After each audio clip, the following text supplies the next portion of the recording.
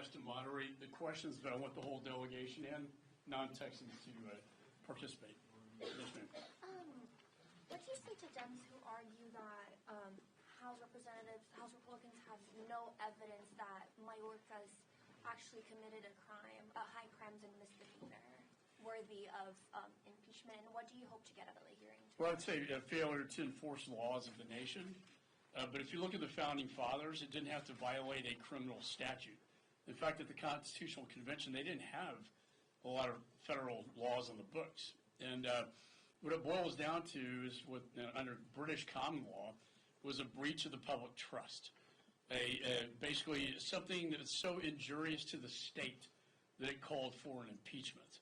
So I think his dereliction of duty, his failure to uphold the laws of the nation, and his failure to the public, and violating his own oath of office to protect the nation from all enemies, both foreign and domestic, has been violated to the extent. You talk about injury to a state. Texas has never seen so much injury as we do today. So I think it's high time. I think this man is, again, the architect of this, and he has what's coming to him. I don't know if anybody else. Sure. How do you feel about Senator James Lankford citing an election year as one of the reasons why Republicans are starting to back away from the deal he's negotiating in the Senate? Look, I applaud anybody trying to fix the system and trying to pass additional laws. I've done that in my course of my career, and border immigration's tough. But the fact is, as has been said before, it's the rescission of these executive orders that has created this crisis. He has created, by executive fiat, a crisis down at the border. I'll give you a good example. Do you know the Remain in Mexico law is a 30-year-old statute that the Trump administration found and decided, hey, this may actually work. And you know what it did? It didn't require legislative action. There are plenty of laws under the INA that pertain to this, and if he could just reverse those policies back to the prior administration, and that is in catch and release, remain in Mexico, build the wall, we'd come a long ways without any more congressional action. If the Senate passes something with significant policy changes, I think we'll take a look at that. Hey, Max. Yeah, Speaker Johnson has said that Senate bill is dead on arrival in the House. It seems like you're striking a different tone. Can you talk about how you approach that? You think you might consider this on leadership, maybe?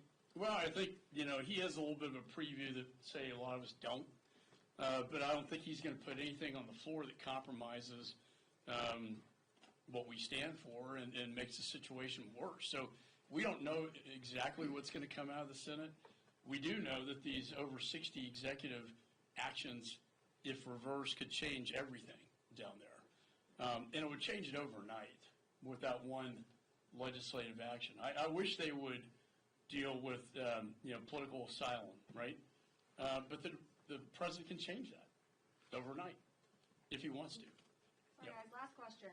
Thank you. Just last hour, the Democrats were in here, and Congressman Goldman said if the Republicans are going to open the door to impeach a secretary because they don't like how that secretary is doing his job, what happens if there's another child separation policy? And he says this sets a precedent to impeach for policy disagreements. Does it set that precedent? It's not a policy disagreement. It's a man who is responsible, in my judgment, for aiding and abetting a criminal enterprise in the United States. I mean, something that has allowed 8 million people to try to enter this country. It's allowed 300 people on the terror watch list. We don't know how many more got in. The FBI, Director Ray, 19 hijackers took down the World Trade Center. For God's sakes, how many more have gotten in under this man's reckless policies? And finally, the fentanyl deaths to me, that's enough. When I look at a parent in the eye whose son or daughter didn't wake up the next day, they deserve better.